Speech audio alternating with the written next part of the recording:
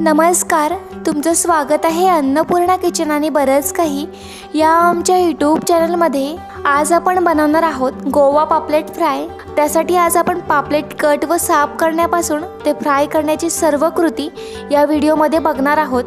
आणि जर तुम्ही आमच्या चॅनलवर नवीन असाल तर आमच्या चॅनलला सबस्क्राइब करा व अशाच नवनवीन व्हिडिओ पाहण्यासाठी बेल आयकॉनला क्लिक करायला विसरू नका। चला तर मग सुरुवात करूया आपल्या रेसिपीला। तर इथे मी साधारण 1 ते 1.5 किलोचं तल्यातलं फ्रेश गोवा पापलेट घेतला आहे।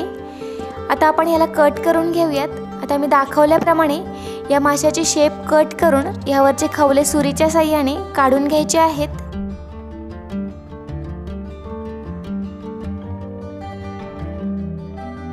आता खवले काढून झाल्यावर या माशाची पर किंवा काट्याचा भाग असतो तो आपल्याला कट करून घ्यायचा आहे।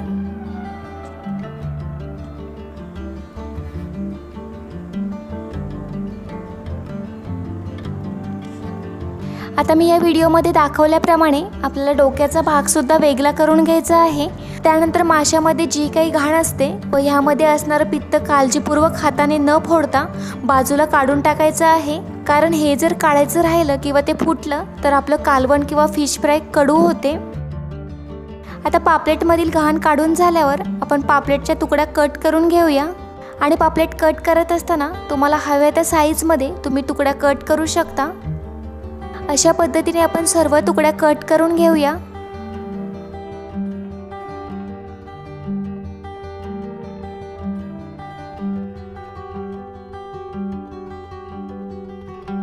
आता मी या सर्व पापलेटच्या तुकड्या स्वच्छ धुवून घेतल्या आहेत। त्यानंतर आपण यासाठी लागणारा मसाला तयार करून घेऊया।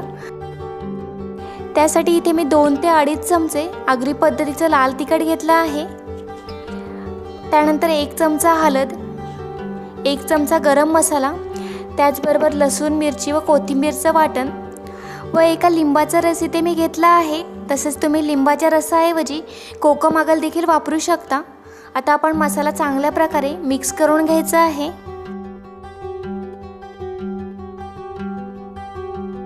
आणि हा मसाला कोरडा असल्या कारणाने यामध्ये मी थोडंसं पाणी घालून घेतलं आहे, ज्यामुळे मसाला तुकड्यांना चांगल्या प्रकारे लागला जातो। आता यामध्ये चवीनुसार मीठ घालून घ्यायचं आहे। आणि मीठ घालत असताना तुकड्यांचा अंदाज घेऊनच यामध्ये आपल्याला मीठ घालायचं आहे।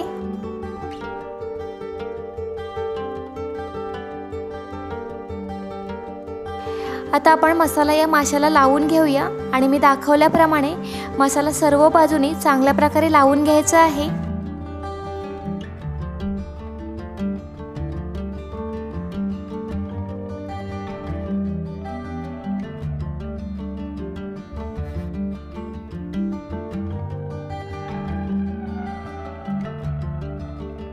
अशा पद्धतीने मी सर्व तुकड्यांना मसाला लावून घेतला आहे। आता या अर्धा तास आपल्याला मॅरिनेट होण्यासाठी बाजूला ठेवून द्यायचे आहेत, ज्याने मसाला आतपर्यंत मुरला जातो। तोपर्यंत आपण कोटिंगची तयारी करून घेऊयात। त्यासाठी आपल्याला लागणार आहे 2 ते 3 चमचे रवा, 2 चमचे तांदळाचं पीठ, अर्धा चमचा लाल तिखट व चवीनुसार मीठ। आता हे सर्व मिश्रण आपल्याला चांगल्या प्रकारे मिक्स करून घ्यायचं आहे। आता अर्ध्या तासानंतर आपण पापलेटला रवा व तांदळाच्या पिठाचे मिश्रण लावून घेऊयात।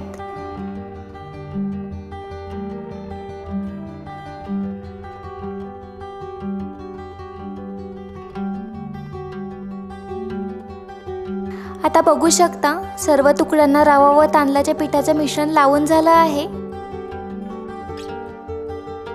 आता आपण या तुकड्या फ्राय करून घेऊया। त्यासाठी इथे मी आधीच तेल गरम करत ठेवलं होतं। आता आपलं तेल गरम झाल्यावर यामध्ये पापलेट फ्राय करून घेऊया।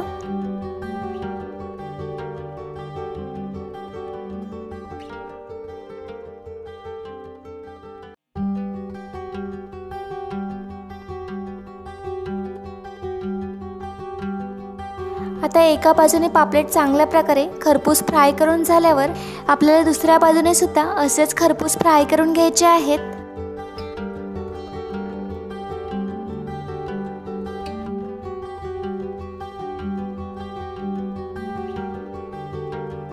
आता एक बाजू फ्राय करून झाल्यावर यावर कोथिंबीर घालून घ्यायची आहे।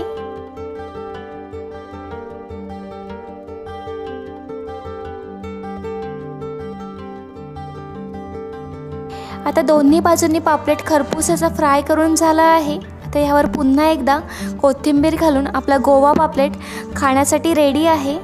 व्हिडिओ आवडल्यास अन्नपूर्णा किचन आणि बरंच काही या आमच्या यूट्यूब चॅनलला लाईक, शेअर व सबस्क्राईब करा व अशाच नवनवीन व्हिडिओ पाहण्यासाठी बेल आयकॉनला क्लिक करायला विसरू नका। थँक्यू।